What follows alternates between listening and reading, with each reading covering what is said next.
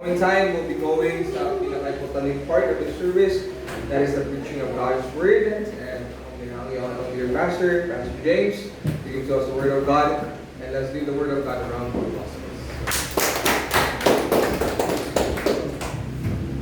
Amen. Good. Thank you for that wonderful song. Ang suga mo, pasiga. I hope that we will really let our light shine. Dagko kay mga balod. Daghan kay mga katawhan nga nangit nang hinahanglan sa kahayan nga atong i-reflect pinaagi sa kahayan ni Jesus Christ nga ato pod nga naangkon gikan sa iyahan. So wala ilangan mga kaigsuunan, I would like to ask you to please open your Bibles with me in the book of Hebrews chapter 6. Hebrews chapter 6, sa atong mga Bible palihog. Hebrews chapter 6. Kung nana palihog ko pag-ingon o kinasing-kasing na amen. Amen. Hebrews chapter 6, and we will be reading verses 13 down to verse 20. 13 to 20 sa Hebrews chapter 6. Once again, nanabas, amen. So, palihog magparog alang sa paghatag o pagtagad sa pagbasa sa pulong sa atong Ginoo. The Bible says sa verse 13, "For when God made promise to Abraham, because he could swear by no greater, he swore by himself, saying, Surely blessing I will bless thee, and multiplying I will multiply thee. And so after he had patiently endured, he obtained the promise. For men verily swear by the greater, and an oath for confirmation is to them an end of all strife, wherein God, willing more abundantly to shew unto the heirs of promise the immutability of his counsel, confirmed it by an oath, that by two immutable things in which it was impossible for God to lie, we might have strong consolation to who have fled for refuge, to lay hold upon the hope set before us, which hope we have as an anchor of the soul, both sure and steadfast, and which entered into that within the veil, whither the forerunner is for us entered, even Jesus, made an high priest forever after the order of Melchizedek. Let's pray. Father God, Lord, we need an anchor, Ginoo. Amoy mo pabilin sa mga steadfast, di matarog, di maanod sa mga balod. And now our anchor is only Jesus. He is our hope. Nalangini karon nga kabuntagon ang imong mga alagad Ginoo, that we will find this anchor. Magugungkutan Ginoo, hindi gid na mo buhian. O salamat Amahan, because this anchor is very special. Kaya ang anchor nga mong nailhan Ginoo, kami ang mukupot. Pero kaning anchor nga mo ang gituhan, maoy nagkupot ka na mo o dili mo buhi ka na mo. Sometimes, Lord, in time sa barko, ang kapitan mo ingon, release the anchor. And sometimes, Ginoong Diyos, kinahanglan biyaan ang anchor, Ginoo. Labi na gyud o dunay mga situation nga dili hibawaan. Apan ang among anchor, Ginoong Diyos, dili na mo biyaan. Kay siya dili mo biya ka namo. And our lives could be steadfast with Him forever. Salamat sa paghatag o kaalam sa inyong ubos na langad. Bless these people with your word. Cover your servant with your precious blood. May these people, Lord, will not be hindered by your servant nga mag-bless pinagi sa imong pulong. Salamat Ginoo sa imong kaayo in Jesus name. Amen. Palihog mang lingkod kitang tanan. Our unchanging God. Our unchanging God. That is the title of the message na atong pagahisgutan karon natakna sa kabuntagon mga kaigsunan. Ang atong Dios nga dili mausab o ang Dios nga way paglubad. In our changing world, we can count on our unchanging God. Wa ba ka nalipay igsoon tungod sa giingon sa Ginoo? Wa ba ka nalipay nga ang Ginoo dili mausab? Ug hangtod karon ang atong Ginoo nga dili mausab, nagaistorya paghihapon sa ato pinaagi sa iyang mga pulong. Nagpuyota sa kalibutan nga ang tanan pwedeng mausab. Everything change. Values change, morals change, society change, technology changes, people change, circumstances change. What was once considered right is now sometimes called wrong. And what was once considered wrong is now accepted as right. That is our society, mga kaigsunan nga gipuy-an karon. The Bible says in the book of Proverbs, chapter 2, verse 14. Proverbs chapter 2, verse 14. Who rejoice to do evil and delight in the frowardness of the wicked. That is our society today. That is our society today. Who rejoice to do evil and delight in the frowardness of the wicked. In Romans chapter 1, verse 32, look at this.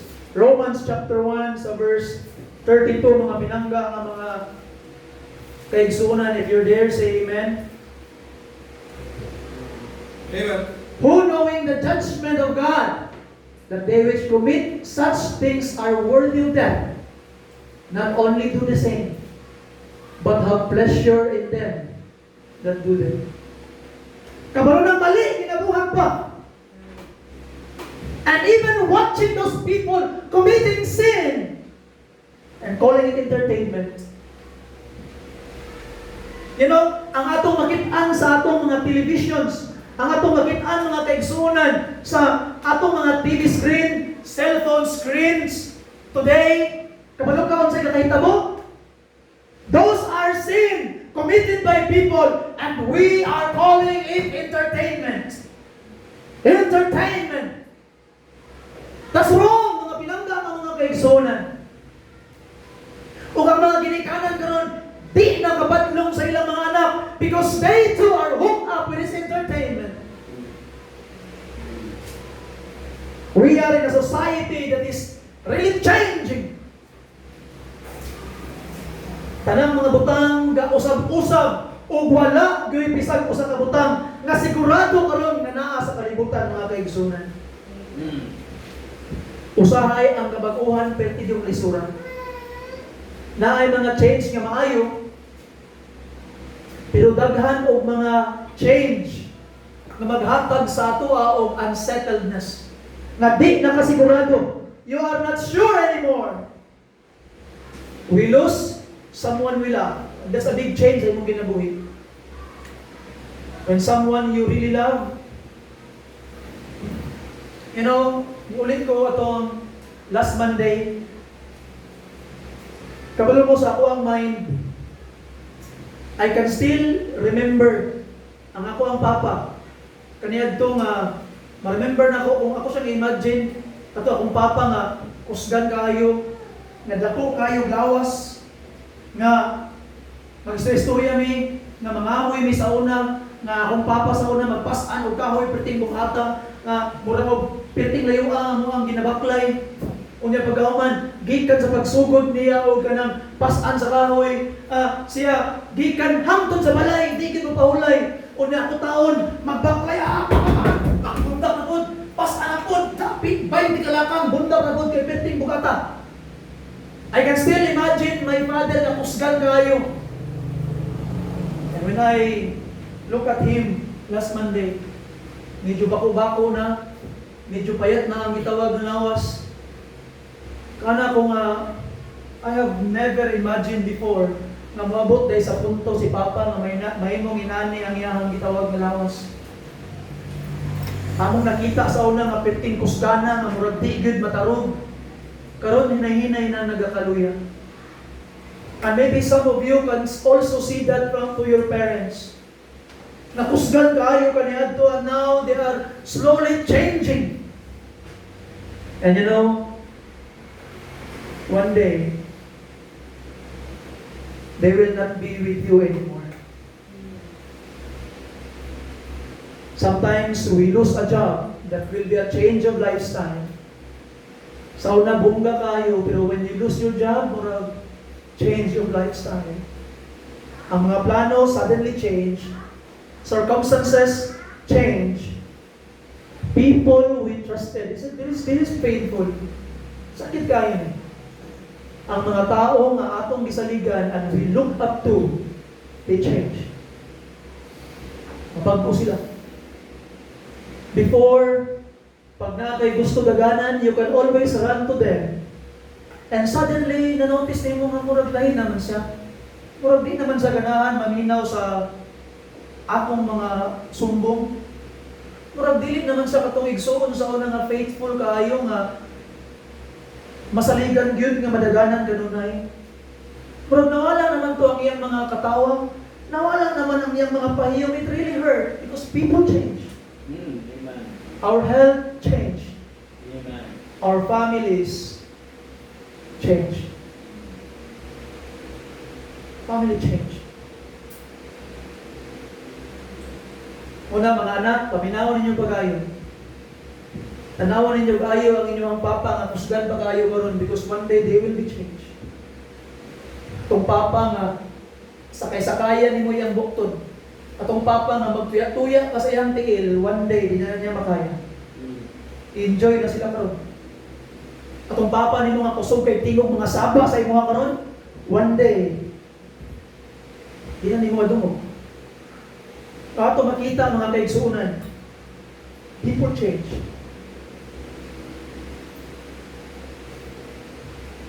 I don't know, but sorry for this. I was so very emotional when I studied.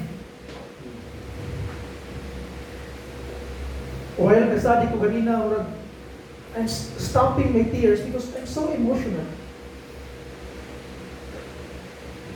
And tanawin mo, mga ginikanan, kanatong mga anak na nagkagdagan karon, badlungon karon. Maglagot na tungod kay mga ugawan, mga dagdagan sa kasa kapaingon. Usahay, magpabadlong, maglagot na. Pero one day, they will not go home anymore because they will have their own puppies. Nasa na ikaw, galing mga pamilya. Katong imong sige kasabaan sa una kay sa pabadlong sa balay, one day di na nabuli sa imong balay kaya may trabaho. And you will be alone sa imong balay. Change can be fearful. Fearful can change what takes you. And when everything around is changing, we need someone who never change. That someone is God. That someone is God. The Bible teaches us that God is immutable. To be immutable means to be unchanging, unchangeable, not subject to change. God does not become better because He is already perfect. Amen. God does not become worse because He is perfectly holy. God does not change His character. God does not change His promises. God does not change His purpose. God does not change who He is. Sa Malachi chapter 3 verse 6, open your Bibles with me there, please. Malachi chapter 3 verse 6, the Bible says, "For I am the Lord, I change not, therefore ye sons of Jacob are not consumed." Our world changes, but God does not.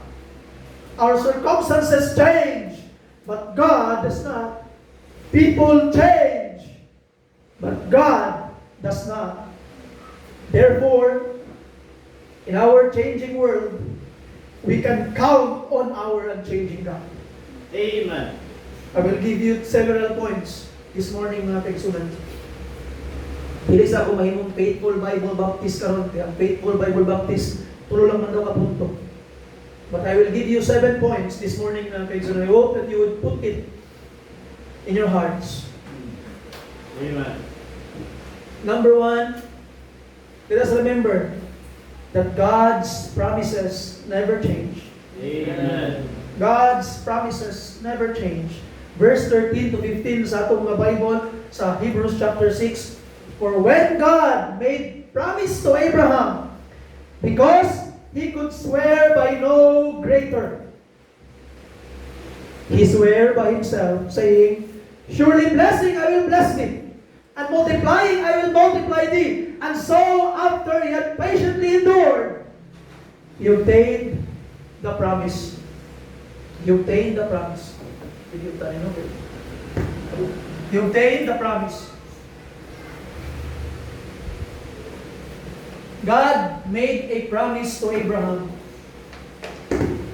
God made a promise to Abraham.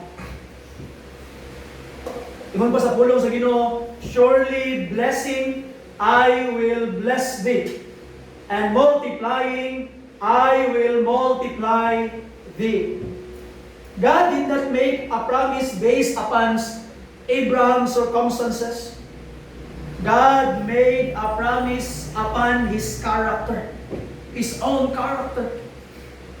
Wala nag-ingon ang pulong sa Ginoo nga, "Abraham, kung mag-faithful ka, i-bless ni ka. Kung mag-faithful ka, i-multiply ni ka. Kung mag-faithful ka, Abraham, kung magpadayon ka sa pag-serve sa ako, Abraham, ako ning buhaton akong promise." But the Bible says, He swear upon no greater, He swear upon Himself. Amen. Sa iyang kaugalingon, ang atong Ginoo nga dili mausab, kay di man siya mausab, ang iyang sahag di pud mapakyas, di pud mausab. Amen. There was nobody greater than God by whom He could swear. God swore by Himself. Abraham had to wait. The promise was not fulfilled immediately, but Abraham believed God. In Genesis chapter 15 verse 6, "And he believed in the Lord, and He counted it to him for righteousness." Abraham believed God even when the circumstances did not seem favorable.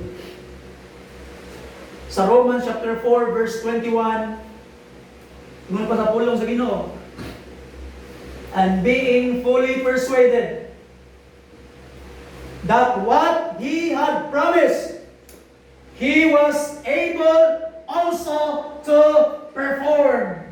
He was able to perform kung sa iyang gisaad ng pinanggang ng mga kaigsunan. Amen. Abraham's faith was not resting upon his circumstances. His faith was resting upon the character of God. God had promised it, therefore Abraham believed it. Kaya ingon sa pulong sa Ginoo in Psalm 118 verse 89. Psalm 118 verse 89. "Forever, O Lord, Thy word is settled in heaven." God's word does not need to be updated. God's promise do not expire. God does not wake up one day and decide, "I have changed my mind." Sometimes, inanatan ng mga tao, we made promises to people, "Ay, kabala ka, Brad. Ay, kabala ka, sister. Ay, kabala ka, pastor." But one day, you wake up early in the morning and you decided, "Di na lang nato itayon." And people will be hurt. People will be hurt. In our pastor's fellowship last Monday, the testimony of Pastor abanto because he was really hurt in the past few months.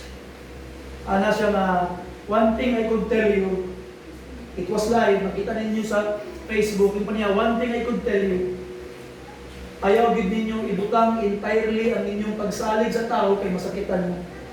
And it's true mga kaigsunan, because people change is very fearful. Hatlo kayo. But we praise and thank the Lord because the promise of God does not expire.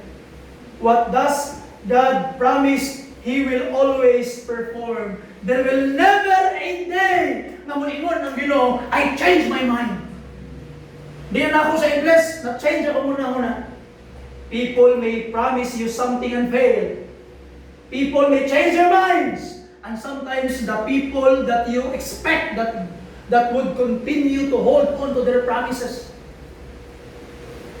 Ang inyong mga trato, ang inyong mga bana, ang inyong mga asawa, ang inyong mga family, sometimes their minds will be changed. And it will hurt you. Because people may change their minds. People may forget what they said, but God never forget His promises. Amen. Inong sa tuwang pulong sa Ginoo ang gibasa atong text, He swore to Himself. Kaya dili niya tumanon ang iyang sad. Ay gala soon, mahimo siyang bakakon. And the Bible also says, it is impossible for God to lie. Amen. When you cannot understand what God is doing, trust what God has said. Nakasaad siya. Kasabot sa mga ginabuhat sa Ginoo, pero nagsaad ng Ginoo. He said already that He will never leave thee nor forsake thee. And trust that promise. When circumstances change, God's promise have not changed. When you cannot see the way forward, God's word is still true.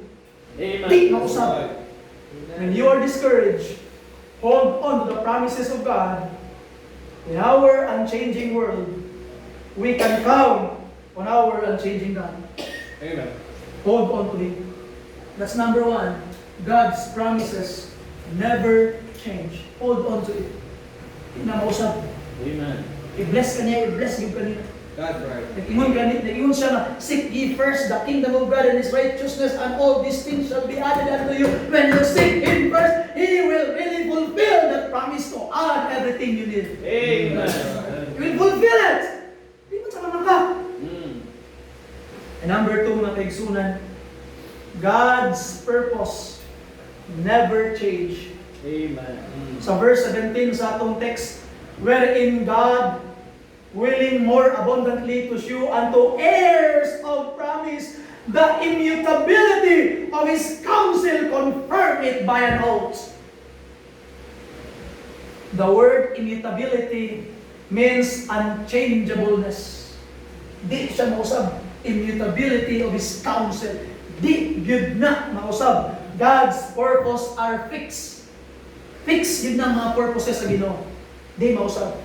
Amen. God does not make a plan and then discover that He needs a better plan. Usahay kita nga tao, trial and error. Ay, di ni maong, raglahin di ay. Ay, kanina inindot. Ay, kato di ay. Trial and error, but God's not like that. Right. It's fixed. In Isaiah chapter 14 and verse 24, your Bibles with me please. Isaiah chapter 14, verse 24. The Lord of hosts hath sworn, saying, surely as I have thought, so shall it come to pass.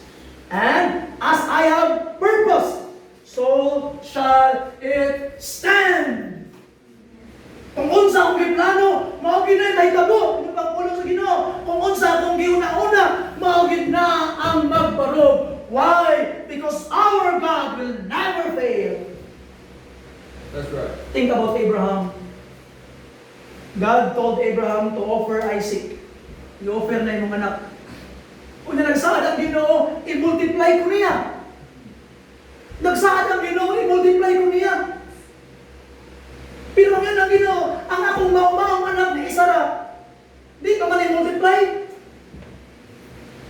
Kay isa naman, ang saad sa Ginoo, He will multiply me. Pero ang akong maumahong anak na Isara, kung saan pag-multiply sa Ginoo sa ako,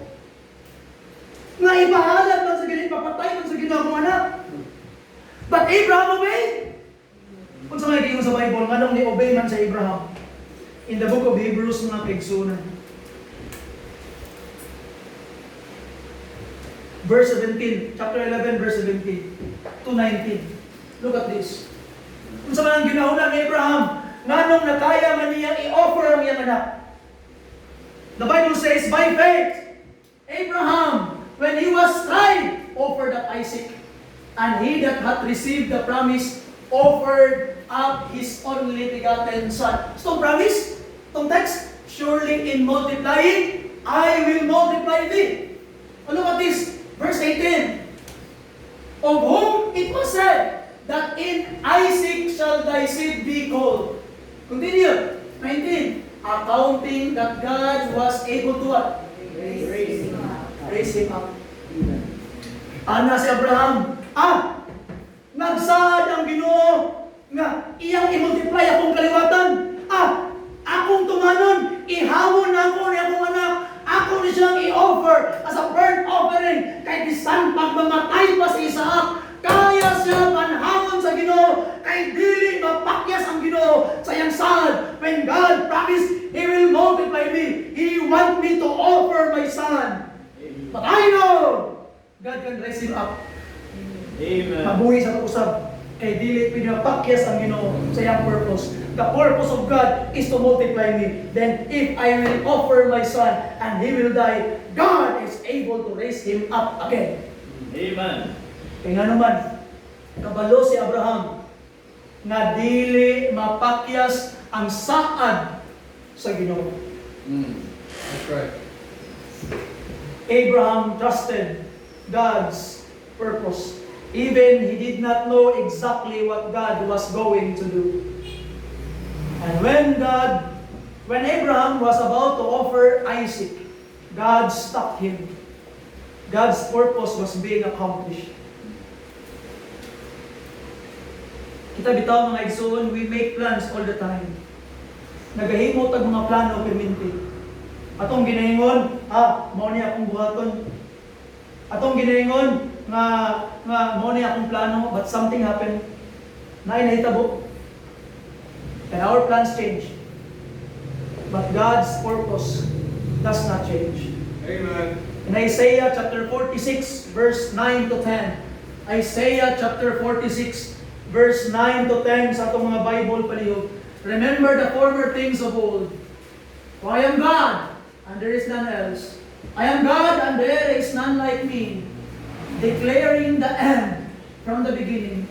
And from ancient times, the things that are not yet done, saying, my counsel shall stand, and I will do all my pleasures. Ang counsel sa Ginoo yung purpose, magbarog, di mausap, matuman yun. Amen. God knows the beginning from the end. He knows what we cannot see. Therefore, when our circumstances change, we can still trust His purpose. You may not understand what is God doing, but you can trust who God is. Amen. Di siya mausap. Amen. Di kaniya pakyas. Number 3, mga kaigsunan, ato makitaan from our text that God's character never changes. God's character never changes. In the book of Hebrews chapter 6 verse 18, the Bible says that by two immutable things, in which it was impossible for God to lie. It was impossible for God to lie. Notice that word. It was impossible for God to lie. God cannot lie because lying is contrary to His character. God is truth. In the book of Numbers chapter 23 verse 19, Numbers chapter 23 verse 19 sa atong na Bible palihog. If you're there, say amen. The Bible says, God is not a man that He should lie, neither the Son of Man that He should repent. Di mabagko ang iyang hunahuna mga kaigsunan. Amen. You see, ang makita ninyo sa Bible in the book of Genesis chapter 6 that God repented, it was not repentance of His plans. It was just a change of His dealing with people. Pero wala nabago ang iyang plano, wala nabago ang iyang character. His plans and purpose still stood. God is not fickle. God does not have good days and bad days. Kabalo ka ang tao, inana. Manotice na ko as a pastor, and even as a person who have many friends. I have a lot of friends. Ngay klase nga tao nga manotice na ko nga dependis bulan ang ilang kinaiya. Pasabot niyo, pastor, kung may ginawa, murag approachable kayo, nindot kay istoryahon. Pag naay gamay problema, tingala ka, you feel that you are actually talking to an entirely different person. But God is not like that. Pangit ikaw ka, when you work in an office, kunya naamoy amo, kunya naay trabahante nga moadto sa gitawag nga amo, muana ang trabahante, Brad, nakita ni mo si madam, nakita ni mo si boss, ano man, unsa man, may ang ginawa, good mood ba siya? Hala ka Brad, dili biya maayo ang mood niya ba, gisapo to kayo na, di lang sa ako moadto. May ang mood ni sir, may ang mood ni Juan, nag-smile ko niya, ay, matuko kay may ang mood. Inana ba ka? Nakadepende ba sa imong mood ang imong pag-approach sa mga tao? Ikaw like Zul, I hope that is not like you. Don't be like that. But sometimes we are like that. I am a pastor standing before you saying don't be like that. But sometimes, sad to say, I'm like that. I am trying my best to be the best version of me when I face people. But when I am facing some trials akong ginabuhi, dili man mo magmugot pero murag mugbo ra kaya ako ang mga ginaistorya. Because bugat sa kasing-kasing. That's why mga pinangga ng mga kaigsunan, when people seems moody before you, when people seems laglahi man siya karon, instead of judging, start understanding. Maybe this person is just like me. Nasa siya kabukaton karon mo nang inani siya. We praise and thank the Lord. Dili na atong Diyos. Amen. Di kami na, di sa kumakampo karon murag dilit may ginhawa sa Ginoo. Di sa kumangayo karon murag suko ang Ginoo. But Son, God is always holy. He is always righteous. He is always faithful. He is always true. He is always God. Amen. Think about what would happen if God could change. Unsaon yung pagsalig sa iya, unsaon yung pag-ampo, unsaon yung pag-depend sa iyang pulong. How can we know His promise will remain true if He change? But praise God, He will never change. Amen. The book of James chapter 1 verse 17. James 1:17, every good gift and every perfect gift is from above, and cometh down from the Father of lights, with whom is no variableness, neither shadow of turning. There is no changing in God. He does not become less holy. He does not become less faithful. He does not become less powerful. He does not become less loving. He does not become less true. He is the same God. That's right. Hebrews 13 verse 8. Sa pulong sa Ginoo, Hebrews 13 verse 8. Jesus Christ the same yesterday, today, and forever. Katong Jesus nga pagkamatay sa cross para sa imong mga sala. Katong Jesus nag-ingon, Amahan, pasayloa sila, kay wa sila kabalo sa ilang mga ginabuhat sa diha na nagpakasala ka. That God that died on the cross is the same God na higugma sa inyo. He will never change. Mauna karon kung nakasala ka, pagbabalik ka sa iya ka, balutang nga dawakong gyapon kaniya, nga naman He will never change. Siya usap.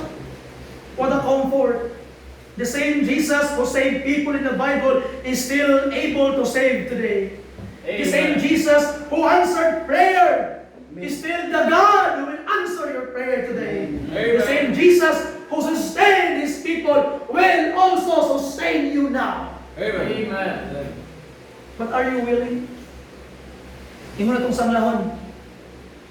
In the book of Luke chapter 5, sa mga gileson gapon.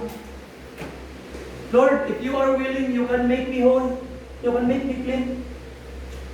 Willing perminti ang Ginoo nga ayuhon ka. Willing perminti ang Ginoo tambalan ka. But the question is, are you willing to come to Him? You come to Him now. God's character never change. Number 4, and this is the painful part, people change. It's number 4. This is the painful part. People change. But also, even if it is the painful part, it is also one of the most wonderful part. People change. Kung sa'yo pasabot ni mong pastor. It is a painful part kay we build trust. Mag-build man tagsalig. You will really build trust to people. Saan pa kung saan ni maghimo og boundary. One day, you will trust someone na kay boundary sa imong kaugalingon. Pastor Abanto said, ayaw pagsalig og tao, but whether you like it or not, there is, if you are serving the Lord, there will be a time you will need to trust man. Kailangan ka musalig sa imong mga kaikauban, mga kaigsunan, na ilang buhaton, ang ilang part sa buhaton. But the sad part is sometimes, people will leave you. People will hurt you. And people will do things unimaginable sa imo. Ang pinakasakit, katupag yung tao nga pinakagisaligan nimo, mo pag yun ang mupakya sa imo. Sa diha nga nangaon silang Jesus Christ. In the Last Supper, kinsa man ang mga pinakaduol kang Jesus Christ? Si John, si Peter, ug kabalo kinsay pikas? Si John o si Peter? Mao na si Peter. Kung tanan si John, tingnan Jesus Christ kung ginto ito sa mo. Pero kinsay pikas? Si Judas. Si Judas Iscariot ang pikas apang. Mao na yung Jesus Christ nga samang tao nga akong kauban nagsuso aning pinapay.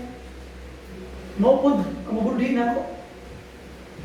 Si John the Beloved is the favorite apostle. Ang next nga pinaka-close kang Christ, si Judas. Muna ang nisikad kang Jesus Christ, katong pinakaduol sa iyo. It hurts. It will really hurt. Sometimes the people you expect na mubarog o bani mo hangtod sa katapusan will be the people who would attack you and hurt you the most. So be prepared. It's the painful part. Sakit kayo. Ang nakanindot lang, yes, God never changed, but we can change. Hebrews chapter 6, verse 18 down to verse 19. So itong text, please. Hebrews chapter 6, verse 18. That by two immutable things in which it was impossible for God to lie, we might have strong consolation who have fled for refuge to lay hold upon the hope set before us. And look at this. Which hope we have an anchor of the soul, both sure and steadfast, and which entereth into that within the veil. Because our lives, we change, people change, we need an anchor. And anong need ito ang anchor? Because our soul is prone to drifting. Mausap ta, malahin na, anchor dapat. Pag magbagyo bitaw, para dili paliron sa hangin o anuron sa balod ang barko, ihulog yun ang anchor. Siguro naka-experience ka na, Brother Jay? Na magasbar ko, Brother Jay. Pag magbagyo, Brother Jay, hulog ang anchor, kahanga-anchor, ano din sa inyo, ha? Mag-dragging lang siya, Pastor. Ha? Mag-dragging lang. Mag-dragging. Oo. Hmm. You know? But what we have here, di ba, pag magbagyo, paliron, ihulog ang angkot. May magkakaroon kay bisan pag paliron ka sa hangin, na may mga navigation device ang mga barko nga kabalo kag asa ka. Sa unang panahon, sa panahon ni Christ, mga bituon lang ilang ginatanaw. Wala sila kompas, tanaw nila ang bituon dinita. Kani nga bituon dinita mosunod ta diri. Muna ilang kompas kaniya to. You see? Ang ilang navigator, expert sa mga stars. And pag magbagyo, maghulog sila ng anchor, di sila mapalit. And usahay kita, atong mga kinaiya, mapalit. Gamay sabot ang kinaiya ng piting butana, napalit. Kaya ako gani, mapalit. You see? Yesterday, nakagisugo sa akong anak. Narito sa screen nat ang gitawag na katong sumpay sa host. Adto wa gid niya nakita. Pa!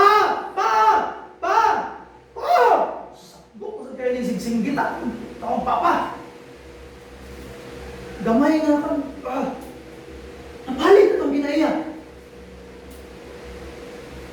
You see that?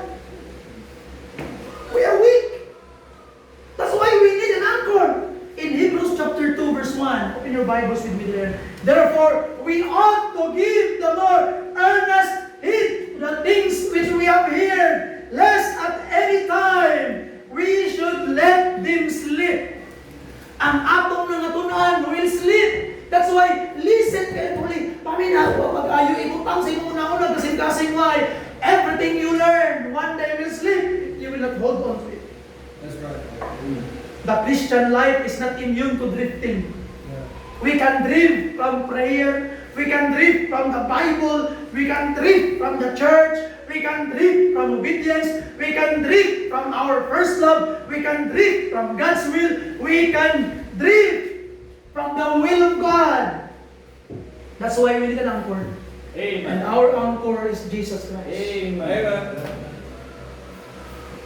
Our anchor is Jesus Christ.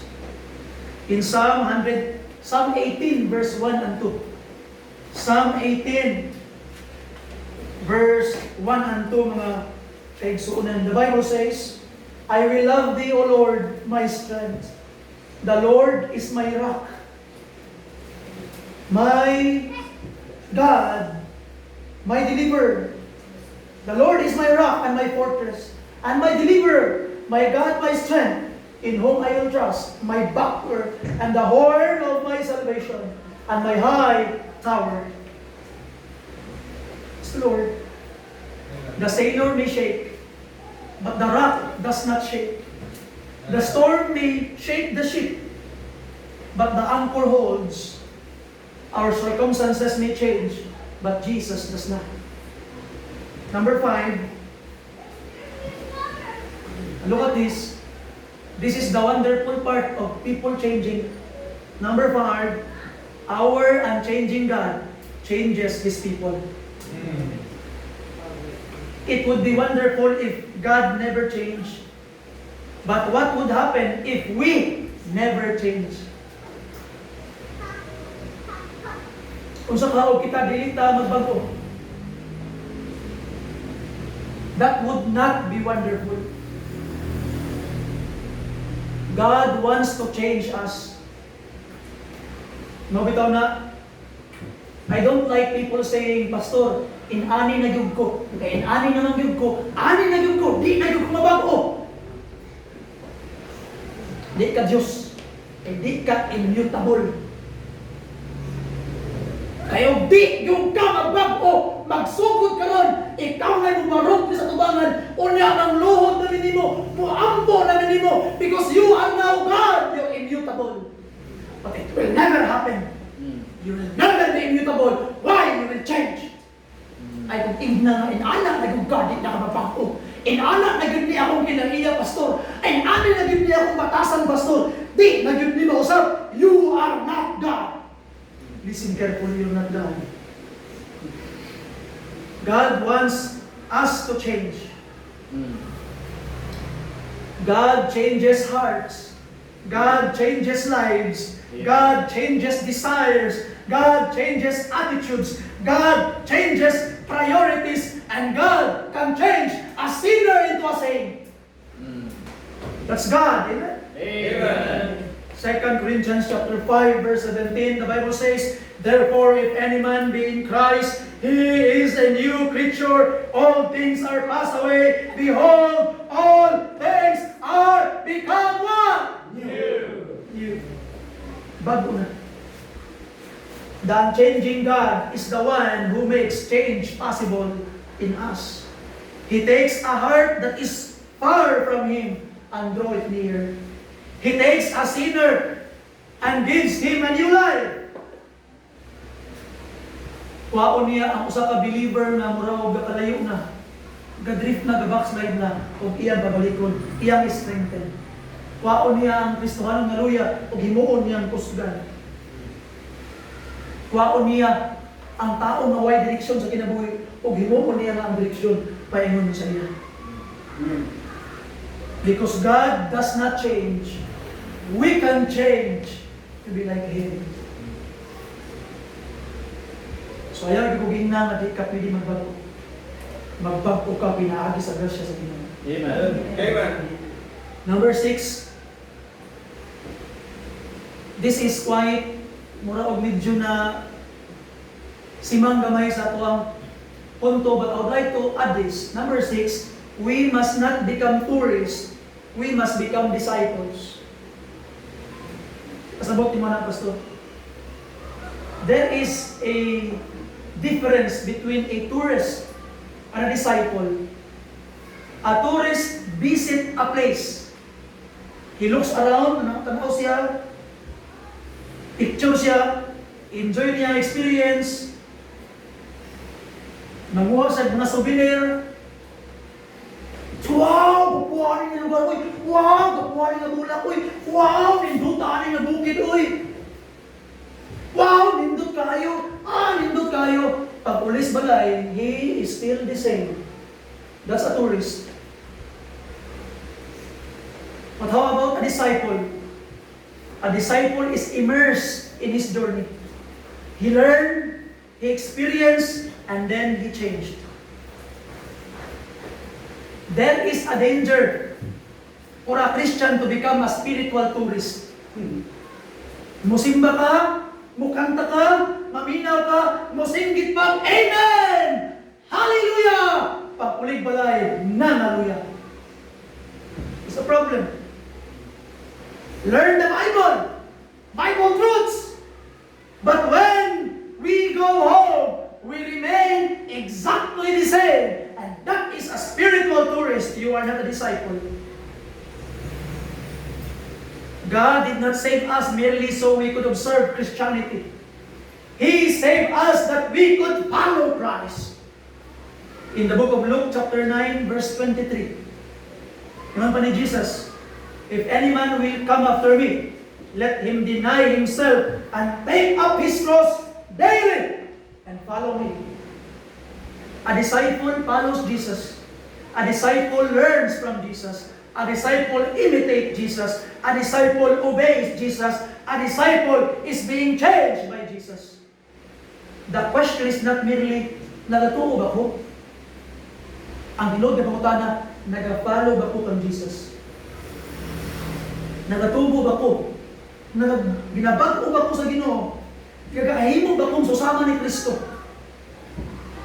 Ginatugot ba na ako nga ang pulong sa Ginoo mo change sa akong mindset? Ginatugot ba na ako nga ang pulong sa Ginoo mo change sa akong priority? Gakahimo ba akong more faithful as the day goes? More obedient, more loving, more surrendered. I hope you can say yes to that, amen? Amen. I hope if you cannot say yes to that, You come to the altar now, and Lord, I want to be changed by the unchanging God. Number 7 and number last. Sa kalibutan nga kabag-ubag-o. Sa kalibutan nga murag panda-panda ang atong mga kinabuhi. Ugma lahi na pod ang kinaiyas imong mga hinigugma. Ugma lahi na pod ang kinaiyas imong mga amiga. Ugma lahi na pod ang kinaiyas imong pastor. Ugma lahi na pod ang kinaiyas sa mga church member. Ugma lahi na pod. In this world, the change is always going on. Number 7, Jesus Christ is our anchor. Amen. Siya akong kuptan. Siya ang di mausap. Nung sa pulong sa Ginoo, sa verse 19, which hope we have as an anchor of the soul, but sure and steadfast. What a beautiful picture. Anchor of the soul, but sure and steadfast. Wow. Our anchor is not anchored in circumstances. Kung naka-anchor ang imong anchor sa circumstances, pag malahi na ang paghitabo, inabuga. You see? Let's say for example, na kay member sa church. You are a member church, you are serving the Lord, faithful kayo ka. Pero kay naka-anchor man ang imuhang paglaom sa circumstansya, pag-abot sa panahon na nakatagdong pag-problema, matingala ka, pag-abot simbahan, di na mo may istorya. Di na ganahan makihalog-bilog tao. Sayop na lang pirmi pangitaon. Nawala na itong faithful kayo nga mag-serve. Nawala itong kanang ganahan, di mo kanta. Nga naman, kayo naka-anchor sa circumstances ang imuhang paglaom. Don't anchor your hope in circumstances. Anchor ito Jesus. Ang Jesus. Hindi siya mausap. Mauna, kung Jesus naka-anchor imong circumstances, dato man ka upupuri, di mausap ang imong kinaiya. May manglawas o dili, di mausap imong pag-serve. Nga naman, ay naka-anchor ka ng Jesus. Our anchor is not anchored in people. What I have told you before, ang tao mausap, even your pastor, pwede ko mausap. You know why I am trying to do my best para maplastar ang simbahan, matarong ang simbahan, na yung mga facility nga matarong, nga naman, I am just preparing. One day, if I will not be fit to be pastor anymore, someone will take over, umay mo sa'yo ninyong trabaho. Because I can change. This is not my church, this is the Lord's church. So if people will stop loving you, people will stop respecting you. People will stop talking to you. Igsoon, please, don't change. Ayaw pagkawalag paglaom. Ayaw kalain nga naman. Your anchor is in Jesus. Let me say amen to that. Amen. Our anchor is not anchored in money. Our anchor is not anchored in health. Our anchor is not anchored in our government, especially sa gobyerno karon ang butang sinetabo. I am not pro Marcos. I am not pro Duterte, I am pro Jesus. You know, si Marcos may mulingkod. Ma-impeach man si Sara, or mahimo mag-presidente si Sara, bisan pag si Pacquiao, si Ligarda, o si bisan pa o si Ruben Padilla ang mahimong presidente, I will still serve Jesus, I will never change. Why? Because my anchor is in Jesus, and I will still pray whosoever will sit in the presidency. Our anchor is in Jesus. Our anchor is anchored in government. Our anchor is not anchored in this world. Our anchor is Jesus Christ. Amen. Amen. Whether the forerunner is for us entered, even Jesus made an high priest forever after the order of Melchizedek. Jesus has gone before us. He is in the presence of the Father. Nag-una na dito. And because our hope is anchored in Him, we can stand when the storm comes. Matarog. In Psalm 61 verse 2. In Psalm chapter 61 verse 2, look at this. From the end of the earth will I cry unto thee. Ila ko sa imo Ginoo. When my heart is overwhelmed, lead me to the rock that is higher than I. Lead me to the rock. Learn to cry to God.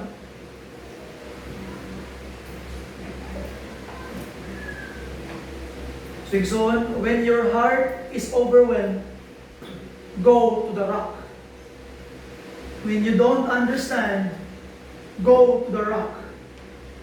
When people disappoint you, go to Jesus, your anchor, your rock.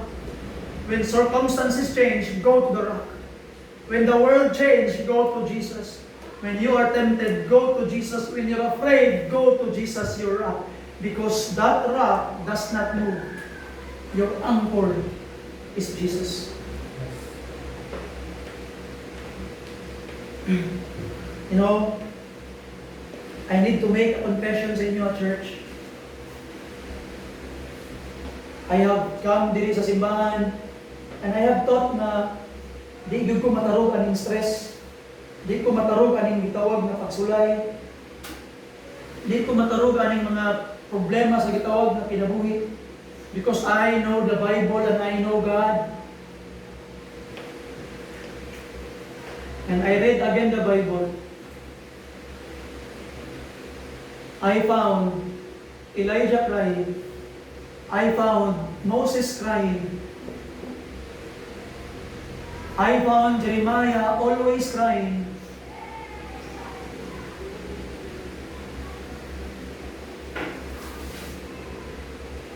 Elijah was depressed. Yung pa niya, Lord, dili ko mas maayo pa sa akong mga katiguangan, Ginoo, pakilanan ko, Ginoo. Ikapoy na ko sa akong ginabuhi. And I have told myself, maybe, dili ko ligon. Maybe, I am vulnerable, and yes, I am. Apektado rin ako ng stress. Apektado rin ako sa mga pagsulay sa kinabuhi. Pero ang nakanindot lang din ng bigyan, one thing I have discovered, to serve the Lord is not the absence of problems and trials.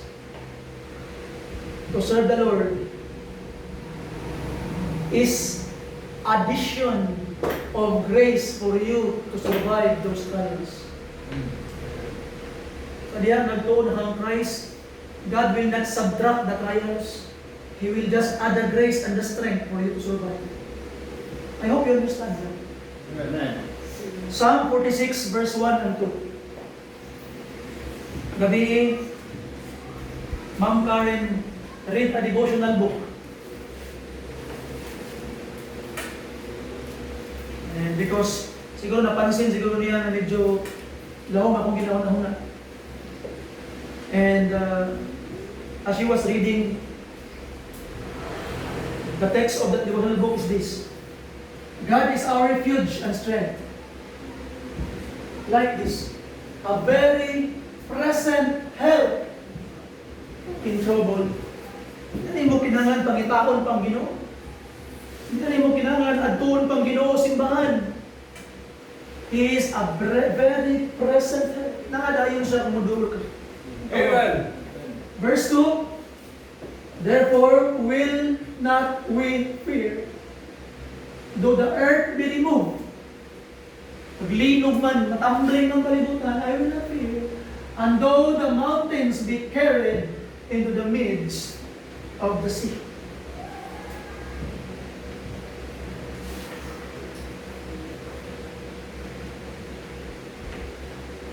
If you look outward, you will be distressed. If you look inward, you will be depressed. But when you look upward, you will be blessed. Look to God. Amen. Notice in Psalm chapter 42, anak ko Ma'am Karen, I try to preach on the text tomorrow. But God led me to Hebrews chapter 6. Now notice the circumstances of Psalm 46. This is my conclusion. I will close. The earth is removed.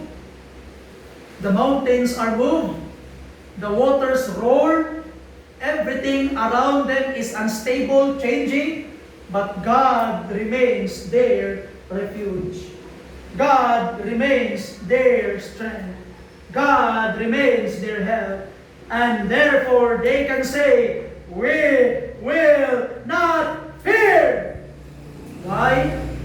Because their confidence was not in the stability of their circumstances.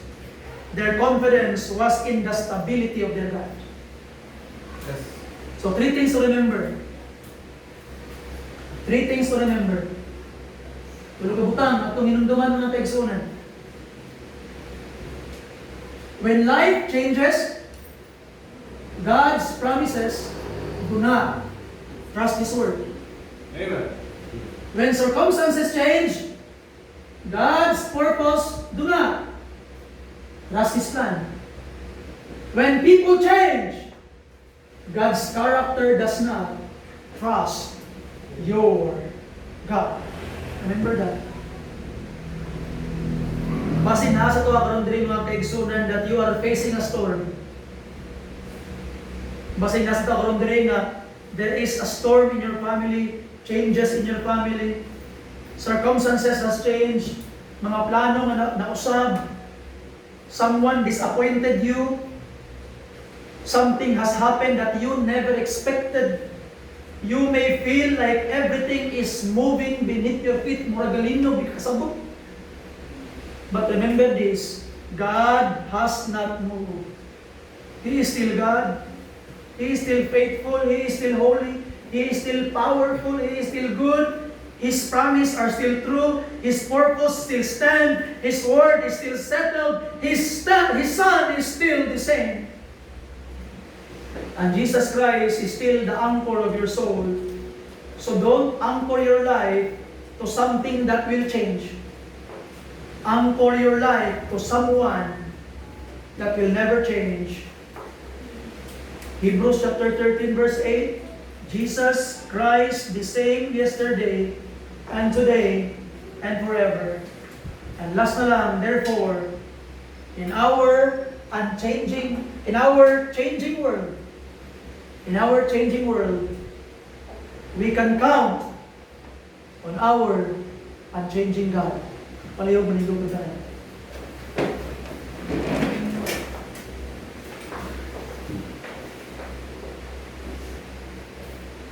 Mag-pray ta, Father God.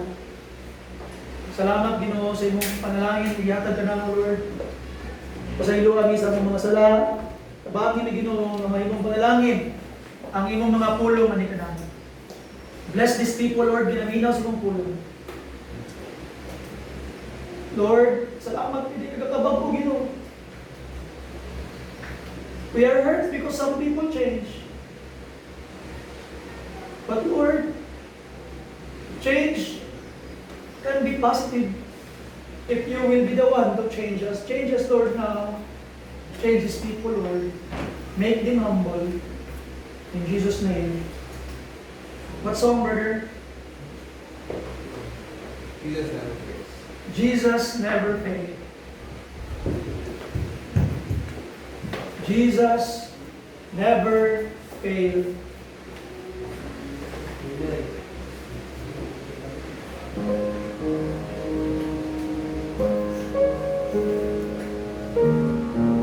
As we sing karon nga takna sa kabuntagon mga kaigsunan,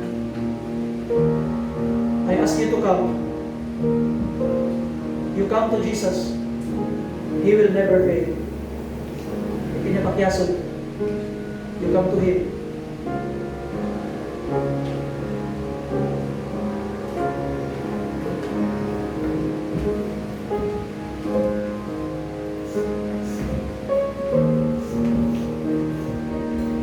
Verse 1, brother, prayer low, please.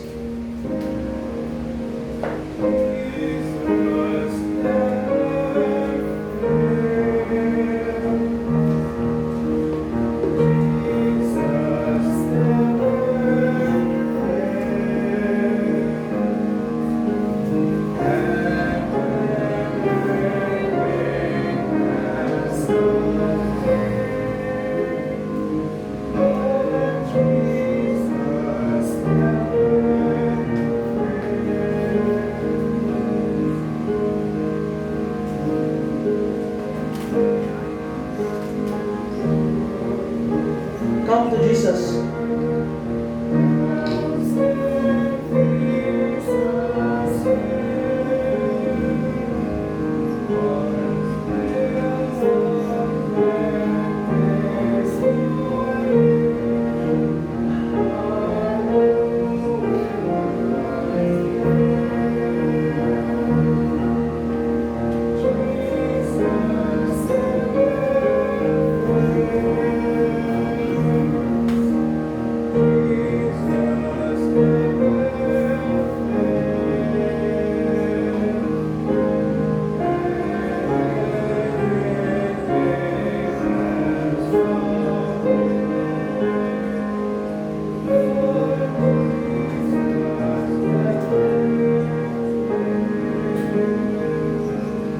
Hindutan niya, di siya pagyas.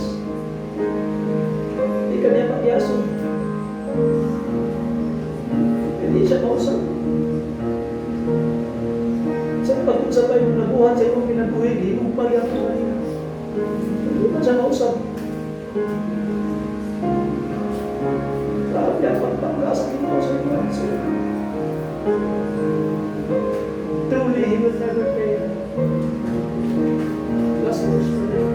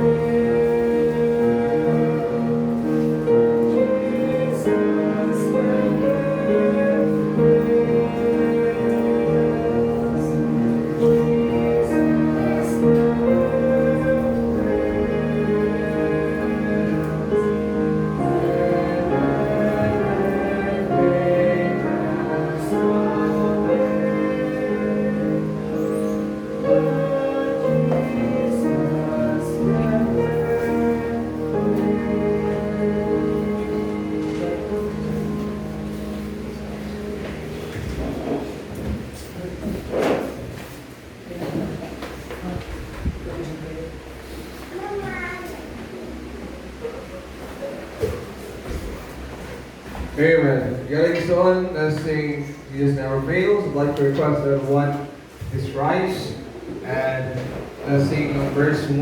Galing doon, Jesus Never Fails. Right? Hymn number 101.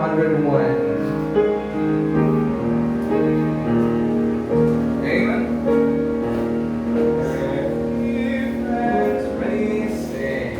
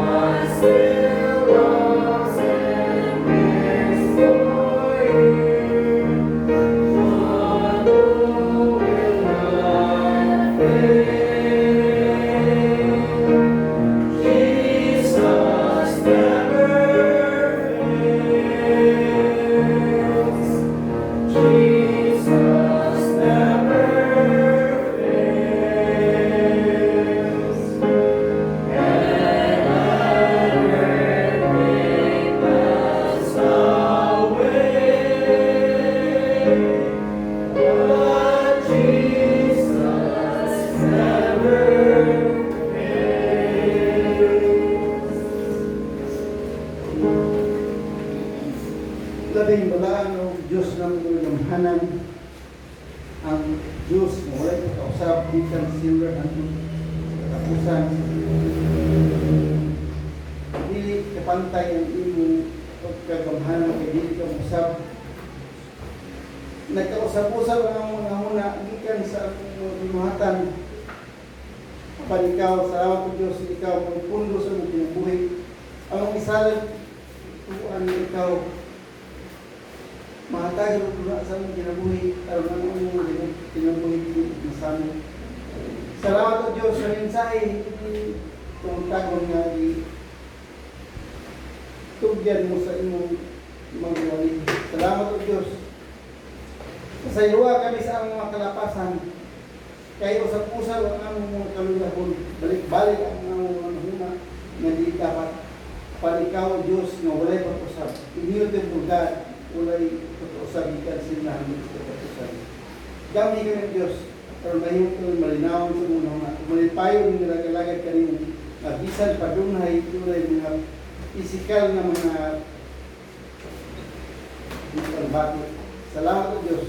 Na doon na ay sa kaangkla, angkor, ikaw, ang salikan sa mga sa among paglakbay ni kalimutan, bisan pa sa among pagpangalagay ng kanino, ukti ka ng Diyos. Sayang ang kinabuhi, ukti mo pero luwag, apa ang imong pundo sa among kinabuhi. Labi na din sa kaluwasan, hindi ka na usap.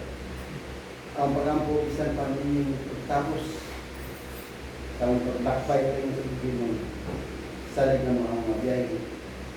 Kung salamat ko Diyos ikaw, nagsaad ang iyong sabi ng usap. Dili mapakyas, bisan sa kadaghan mapakyas kami. Sa iluwa kami sa mga masarap, aron mahatagan ko dumas sa mga namin.